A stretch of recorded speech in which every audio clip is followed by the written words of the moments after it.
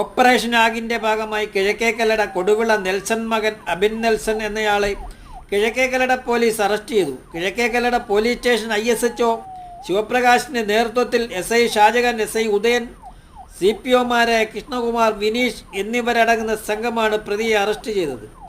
കാപ്പ ചുമത്തിയതിനെ തുടർന്ന് കൊല്ലം റൂറൽ ജില്ലയിൽ നിന്നും നാടുകടത്തപ്പെട്ട പ്രതി കൊല്ലം സിറ്റി ലിമിറ്റിൽ ഇരവിപുരം പോലീസ് സ്റ്റേഷനിൽ കാപ്പ നിയമം ലംഘിച്ച് പ്രതി കൃത്യത്തിൽ ഉൾപ്പെടുകയും തുടർന്ന് പോലീസ് അറസ്റ്റ് ചെയ്യുകയും ചെയ്തു. അറസ്റ്റ് ചെയ്ത പ്രതിയെ കോടതിയിൽ ഹാജരാക്കി റിമാൻഡ് ചെയ്തു. പ്രതി കൊല്ലം ജില്ലയിലെ കുണ്ട്ര, ശാസ്താംകോട്ട, കൊല്ലം വെസ്റ്റ്, ഇരവിപുരം, കിളിക്കല്ലൂർ തുടങ്ങിയ സ്റ്റേഷനുകളിൽ നിരവധി കേസുകളിലെ പ്രതിയാണ്.